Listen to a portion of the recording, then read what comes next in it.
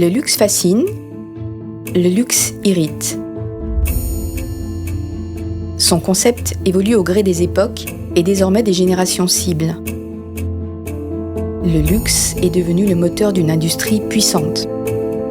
Ses méthodes, ses tendances, je les vis de l'intérieur, parce que c'est mon métier. Bienvenue sur le podcast L'Horloge à l'heure du luxe. Merci de me retrouver pour ce nouvel épisode qui prend un format différent, celui de l'interview, et pour cette première, j'ai voulu une personnalité inspirante. Bonjour Guillaume Mézin. Bonjour. Vous êtes le nouveau CEO de Salomon depuis quelques semaines à peine, et pourtant, vous connaissez cette entreprise depuis plus de 30 ans. Votre parcours, comment vous avez envie de le décrire ? C'est un parcours, en fait, c'est une forme de cheminement dans la vie qui semble qui semble d'un côté très simple, c'est-à-dire que voilà, ça fait 30 ans que je suis connecté avec Salomon. J'ai commencé comme stagiaire et en même temps extrêmement diverse parce que, évidemment, quand vous êtes pendant 30 ans dans une entreprise et que vous avez des fonctions très différentes, en fait, il y a eu énormément de diversité, une diversité des métiers que j'ai occupés, mais que j'ai aussi appris parce que, voilà, c'est un parcours professionnel où vous avez toujours de l'apprentissage. Et puis une diversité aussi dans la façon les différents business que Salomon a entrepris, parce que à l'époque c'était une grande marque de sport d'hiver et aujourd'hui c'est c'est un leader mondial dans l'équipement de sport. Et puis aussi une grande diversité dans mes voyages, dans les relations que j'ai eues, parce que évidemment, quand on est dans les années 90 chez Salomon, on va plutôt de montagne en montagne visiter des stations de ski avec des clients et des partenaires dans les stations de ski. Et bien sûr, aujourd'hui, Salomon, avec son déploiement mondial, va dans d'autres pays, dans d'autres régions, dans d'autres villes. Donc quelque chose de très simple à raconter, mais en même temps d'extrêmement divers. On voit bien, au travers de vos paroles, que vous êtes à l'opposé du job hopping ou du job zapping, qui est un peu presque une norme aujourd'hui dans une carrière. Et cette fidélité que vous avez à votre entreprise, elle est presque anachronique, mais du coup, elle est totalement touchante, elle est même captivante.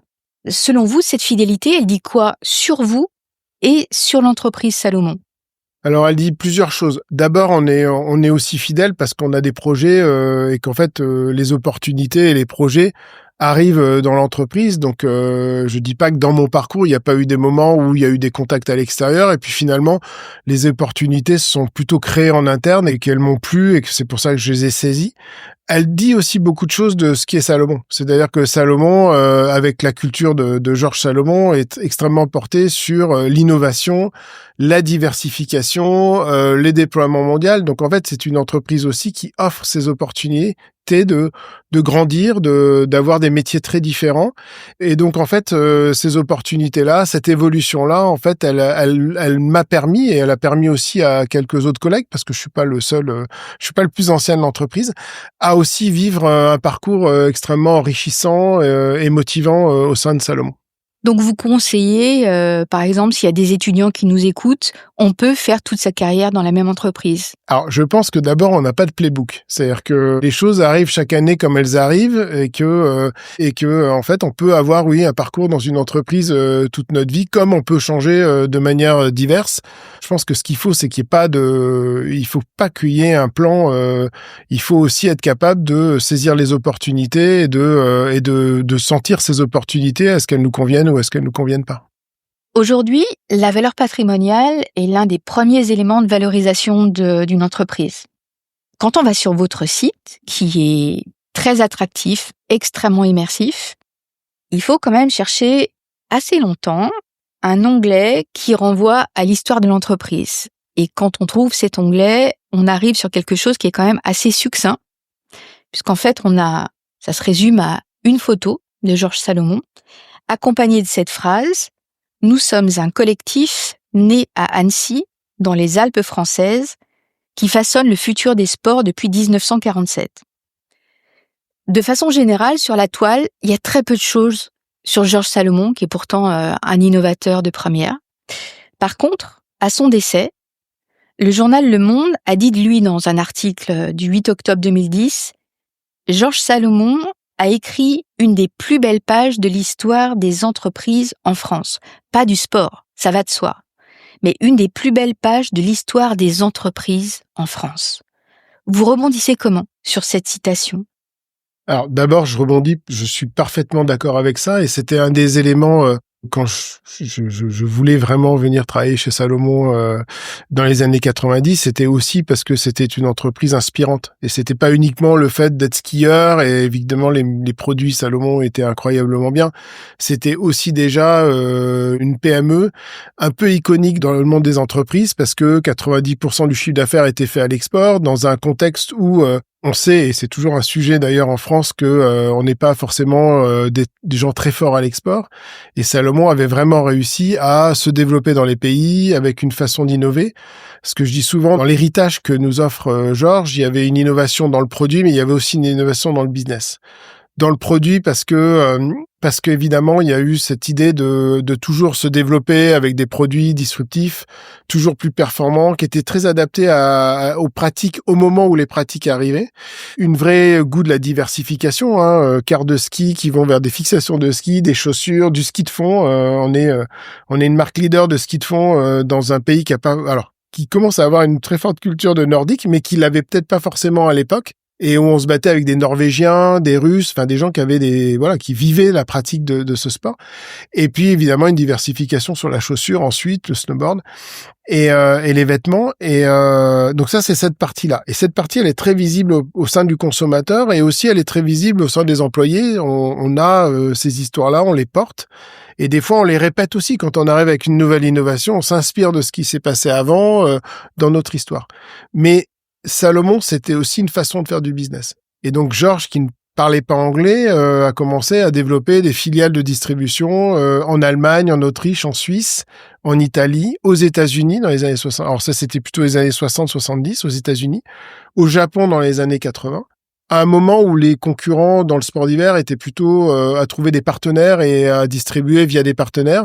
Et il y avait vraiment cette volonté d'investissement, parce que quand vous mettez une filiale, ça veut dire que vous embauchez des gens, vous avez des frais fixes, vous devez commencer à manager du multiculturel dans l'entreprise, donc c'était un vrai enjeu. Et il avait aussi ce goût d'innovation. Et en fait, on l'a aussi beaucoup vu, parce que quand on est passé un petit peu, on a changé d'actionnaire plusieurs fois. Cette façon de faire du business très ouverte, très multiculturelle, a aussi permis à Salomon d'embrasser les nouveaux challenges que les actionnaires avaient. Donc un énorme héritage pour l'entreprise. Pour continuer sur votre commentaire, c'est oui, on est discret vis-à-vis de Georges à l'extérieur, parce que alors on pourrait faire mieux. Je pense qu'on peut faire mieux. C'est un bon point. Mais ça doit pas devenir notre proposition, parce que, comme il disait, ce qui lui fascine, c'est ce qu'il va faire demain. C'était toujours son mot d'ordre. Et donc, en fait, ce qui nous fascine, c'est aussi ce qu'on va faire demain avec tout l'héritage qu'on a. Donc, on n'a pas forcément envie de mettre Georges en première page. Par contre, ce que je peux vous dire, il y a un vrai héritage dans l'entreprise. Les employés, font beaucoup référence à lui, font beaucoup référence à l'histoire de l'entreprise, à ce goût de l'aventure, de l'innovation, et il est extrêmement présent aujourd'hui au quotidien dans l'entreprise Salomon. Alors je rebondis exactement sur vos dernières phrases. Il y a actuellement cette forme de nostalgie qu'on constate chez les nouvelles générations, qui donne lieu à des styles comme le style Y2K, et les marques s'emparent de ce besoin en fait de nostalgie, et elles vont puiser dans leurs archives. Les archives, c'est devenu les archives, le patrimoine, c'est l'élément incontournable en fait des marques aujourd'hui. Je vous cache pas que je suis allée voir la landing page de Nike, et là on se prend en pleine figure une chaussure qui s'appelle la Nike Field General, qui est décrite comme une icône issue de ces fameuses archives et que l'on peut utiliser pour son propre style. Chez Salomon, justement, c'est moins de flashbacks et plus tout chou sur le futur.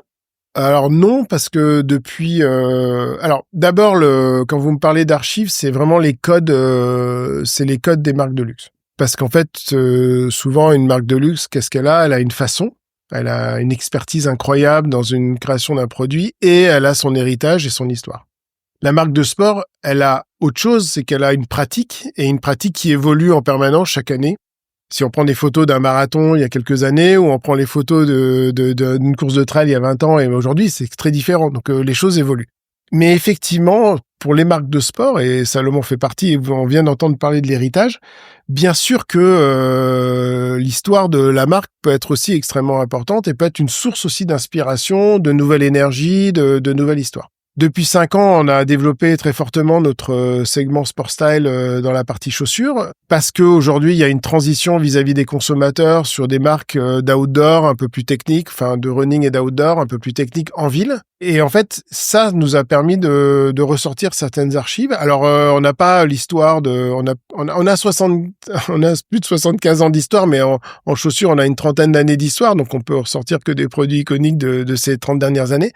Mais en tous les cas, aujourd'hui, la XT6, qui est un produit qui a plus de 10 ans et qui est un produit iconique du trail, parce que le trail, le sport en lui-même n'a qu'une vingtaine d'années. Donc, en fait, c'est le bon exemple de quand on ressort une archive et qu'on est capable de la changer de contexte et de la mettre dans un autre environnement. Et aujourd'hui, la XT6, c'est une chaussure portée en ville par énormément de gens. Alors, à propos d'iconique, je vais évoquer la vision que vous êtes en train de mettre en place. Et dans cette vision, on retient donc 2 marchés, la Chine avec l'ouverture du flagship à Shanghai et les USA. Et Salomon a fait très très fort. Aux États-Unis, on a tous en mémoire un moment qui date de quelques années. Ce moment, c'est la mi-temps du Super Bowl en 2023.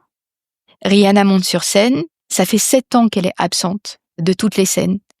Et il y a 100 millions de téléspectateurs qui la regardent et qui vont voir 2 choses. Ils vont voir son joli ventre rond de future maman et une paire de sneakers. Cette paire de sneakers, elle va faire le buzz dans le monde entier. Vous avez quel souvenir, vous, de ce moment ? C'est un moment d'abord de surprise. Et en même temps, il y avait un énorme travail derrière. C'est-à-dire que effectivement, au monde, et c'est souvent ce qui se passe pour une marque, c'est qu'en fait, il y a un énorme travail qui est fait en arrière, où on a préparé les choses, où on a construit des collaborations. On commencé à avoir une distribution dans la mode extrêmement pertinente. Et un peu invisible, surtout sur Annecy et le bassin annécien, parce qu'en fait, on était là, pour le coup, dans des boutiques vraiment de mode au cœur des grandes villes. Donc, on avait tout ce travail qui avait été fait, qui était une forme d'engagement aussi pour l'entreprise, parce que d'un coup, on s'était mis à investir dans un nouveau segment. Et évidemment, l'investissement était beaucoup plus fort que les revenus qu'on pouvait avoir à l'époque. Donc, en fait, une demi-surprise, parce qu'en fait, on pensait que ça pouvait arriver, mais évidemment, à ce niveau-là, on s'attendait pas que ça arrive à ce niveau-là, bien sûr. Et après, l'histoire, c'est qu'en fait, et c'est marrant que vous faites référence à Rihanna enceinte, parce qu'en fait, l'histoire, c'est que la scénographie je sais pas si vous vous rappelez, mais la scénographie avec des plateaux qui montaient, qui descendaient, Rihanna enceinte, qui évidemment avait un vêtement d'une autre marque de haute couture. Le Eve et Alaya. Voilà. Et qui est venu avec plusieurs chaussures, dont des talons, dont d'autres. Alors, c'était pas d'autres sneakers, il y avait celle-là qui était, et en fait, au moment des répétitions et au moment où ça montait, ça descendait, elle était attachée par un câble, etc. En fait, la fonction a aussi primé en plus du style, et c'est pour ça qu'en fait, elle a conclu que c'était certainement la chaussure la plus appropriée pour faire ce show, et c'était la nôtre. Bravo, ça reste un moment légendaire quand même. Oui, ça reste un moment légendaire, comme on a pu avoir des médailles d'or olympiques avec des skieurs ou des choses comme ça. Il y a des choses qui marquent comme ça l'histoire. Mais pour la marque et pour la mode. Parce que ça a été un tournant aussi pour la mode, ce moment-là, Salomon. Alors, ça a été un tournant dans le sens où c'est là où on s'est dit qu'effectivement, le marché de la sneaker qui avait été inspiré par le tennis, la course à pied, le skateboard, le workwear aussi, les bûcherons, etc. Donc, à chaque fois que je vous dis ça, certainement, vous avez en tête des marques. Effectivement, à ce moment-là, on s'est dit oui. Donc, il y a bien un segment qui va s'appeler l'outdoor sneaker. Et il va bien y avoir des produits iconiques de cet outdoor sneaker, et entre autres la XT6 qui est devenue ce produit iconique. Et effectivement, quand il y a des événements comme ça qui se passent, c'est à ce moment-là qu'il y a une impression, il y a une confiance qui se crée aussi au sein de l'entreprise. Donc après, la responsabilité, c'est bien de l'organiser, de continuer à tracer le sillon, tout en gardant l'authenticité et l'intégrité de la marque, parce que ça peut aussi rendre un petit peu, alors fou, je pense pas, mais ça peut aussi déstabiliser aussi une partie de l'entreprise et de la marque. Alors aujourd'hui, on a l'impression que tout s'accélère chez vous, avec des partis pris très forts.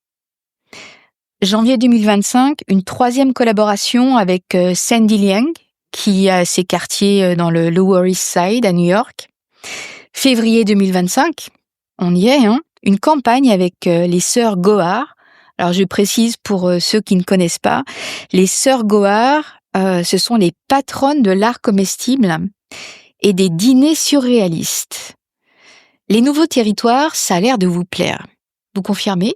Alors, ça nous plaît, et en même temps, alors je vais vous répondre sur les nouveaux territoires, mais en même temps, on a aussi lancé une S-Lab Glide au mois de décembre qui va arriver sur le marché et qui est aussi une forme de disruption dans l'ultra trail avec une nouvelle technologie et un nouveau point de vue sur cette pratique de l'ultra, qui est de dire effectivement il y a un peloton à l'avant de gens qui vont très très vite, mais il y a aussi des finishers, des gens qui font dans différents temps, et donc comment on peut arriver à l'extrême à aider ces coureurs à réussir leur ultra dans les meilleures conditions possibles. Donc en fait, en même temps de l'accélération que vous décrivez, il y a aussi une forme de pipeline d'innovation très solide dans la performance. Ce qu'on apprécie dans changer de culture et d'aller un petit peu plus loin, c'est aujourd'hui Salomon, on se considère, notre positionnement, c'est la marque moderne qui exprime les sports de montagne. C'est notre positionnement, c'est parce qu'on exprime tous ces sports, que ce soit dans le sport d'hiver ou dans l'outdoor ou dans la course à pied. Et en même temps, ce qu'on se rend compte que c'est le plus on exprime des cultures, et ces cultures qui sont vraiment très précises, des communautés de gens qui sont engagés, qui pratiquent, en fait, le plus on attire aussi des gens qui viennent d'autres cultures en disant, si on change des produits Salomon ou la marque et on la met dans un autre contexte, qu'est-ce que ça peut donner? Et là, les 2 exemples que vous donnez, c'est exactement ça. Sandy Lang, donc c'est plusieurs collaborations qu'on a. Elle a une compréhension parfaite de ce qu'on est capable de faire, de qui est la marque, et en même temps, c'est une créatrice de haute couture new-yorkaise. Et en fait, ce lien entre les deux fait qu'elle arrive à exprimer dans la marque Salomon des choses que nous on serait pas capable d'exprimer parce que nous sommes dans la performance, et donc de l'amener dans un nouveau contexte. Et tant qu'on pense que les gens avec qui on collabore sont justes et sont respectueux de la marque et de son intégrité, on est prêt à aller à l'aventure et de rentrer dans des nouveaux narratifs, des nouvelles histoires. Alors on va terminer sur une question un peu, pas une question piège, mais si je vous dis LVMH, partenaire premium des JO de Paris, Louis Vuitton, partenaire pour 10 ans de la Formule 1, on a un peu l'impression que les grands groupes marchent sur les plates-bandes des vraies marques de sport. Vous me répondez quoi ? Alors, c'est une question très intéressante, parce qu'effectivement, c'est des choses qu'on observe. D'abord, on a des marques de luxe qui, depuis des dizaines d'années, même 100 ans pour certaines, une marque de montre, qui ont sponsorisé des sports et des athlètes. Voilà. Donc on a cette observation du luxe qui est aussi à un moment vient chercher dans le sport, dans le héros et de sa pratique, des icônes qui peuvent représenter la marque, etc. Donc ça, c'est pas nouveau. Effectivement, on observe un peu une accélération ces derniers temps. Et en même temps, je vous réponds, oui, mais Salomon, depuis 5 ans, on est à la Fashion Week, on a des collaborations qui fait qu'on rentre sur sur les fameux catwalks de haute couture parce que on a collaboré avec des marques qui ont utilisé nos produits dans des collaborations en haute couture. Donc en fait, vous pourriez parler à quelqu'un d'une marque de luxe et dire exactement la même chose dans l'autre sens. Je pense qu'il y a une intersection qui est en train de se passer, où le sport est aussi une forme d'inspiration, d'échappatoire pour les gens, et que donc effectivement c'est dans l'air du temps. Et quand c'est dans l'air du temps, généralement les marques de luxe sont toujours les premières à s'intéresser à l'air du temps. Je pense qu'effectivement ça peut devenir une forme de concurrence pour le sport, mais on peut aussi devenir une concurrence pour les marques de luxe. On a des points de différence et des avantages concurrentiels qui sont intéressants, dans le sens où une marque comme Salomon exprime aussi une forme de proposition premium, c'est-à-dire qu'on a des choses uniques, innovantes, des styles différents. On est aussi capable de proposer de l'usage, qui parfois est pas forcément le cas d'une marque de luxe, parce que l'innovation et la performance et le sport nous obligent à trouver des solutions ingénieuse sur la partie usage, et que donc en fait, et ces usages, en fait, on peut aussi les transcrire dans la vie quotidienne. Et je pense qu'effectivement, il y a une nouvelle il y a une nouvelle frontière qui est en train d'exister entre ces marques-là, et ça peut être aussi un endroit de concurrence et de choix pour les consommateurs entre une inspiration d'une marque avec sa façon, avec sa proposition de très haute qualité et son histoire, ou une proposition d'usage. Mais cet usage, évidemment, il est aussi fait dans un contexte des marques très authentiques et intègres. Et donc, il y a effectivement un endroit de concurrence là qui est en train de naître sur le marché. Alors pour terminer, est-ce que vous pouvez faire un petit cadeau au podcast L'Horloge en nous donnant un indice sur ce que proposera Salomon en tant que partenaire premium de Milano Cortina l'an prochain? Ça va d'abord ressembler à d'abord une couverture, parce qu'en fait on équipe les volontaires. Donc en équipant les volontaires, on aura des très belles silhouettes Salomon aux couleurs des jeux. On va aussi équiper les porteurs de la flamme olympique pendant tout le parcours que la flamme aura en Italie. Donc je pense on n'a jamais fait ça chez Salomon, donc c'est vraiment une nouveauté, et je pense que déjà la surprise d'avoir la présence de Salomon à ce moment-là est importante. Et puis vous pouvez imaginer que Milan, c'est une capitale du sport, et puis ça sera une capitale du sport d'hiver à ce moment-là, donc c'est très proche de Salomon, mais c'est aussi une capitale de la mode. Donc voilà, vous pouvez imaginer que pendant cette période des Jeux qui va commencer à s'enflammer autour de Milan, il va y avoir plein de choses que Salomon va proposer, que ce soit dans le sport, avec vous pouvez imaginer une nouvelle proposition pour nos skis de course par exemple, avec un nouveau design, mais aussi des partenariats avec quelques marques de mode à ce moment-là précisément. Donc une forme un peu de feu d'artifice autour de ce que Salomon sait faire de mieux, et d'utiliser la plateforme de l'olympisme. Je pense que pour l'instant tout le monde c'est très frais dans notre mémoire ce qui s'est passé à Paris. On voit bien la puissance de ces événements-là, l'inspiration que ça donne aux gens, l'inspiration aussi aux gens de sortir et d'aller faire du sport, pas uniquement de participer à des événements de grande ampleur, mais c'est une inspiration. On voit bien tous les enfants qui sont inscrits à des clubs de sport. C'est une puissance unique, et on est extrêmement fiers de participer à cette fête. On a très très hâte pour les JO d'hiver l'année prochaine. Et en attendant, bonne continuation, bon travail, et merci Guillaume Mézin. Merci de votre invitation, c'était un plaisir d'échanger avec vous. Merci. Vous venez d'écouter un épisode de l'Horloge à l'heure du luxe. On se retrouve très vite pour la prochaine thématique qui donne le ton du moment. Si vous avez aimé cet épisode, n'hésitez pas à en parler et à le noter sur Spotify et Apple Podcast. Un 5 étoiles, oui, pour être à l'heure du luxe. Donnez-moi de vos nouvelles sur le compte Instagram L'Horloge Podcast. À bientôt!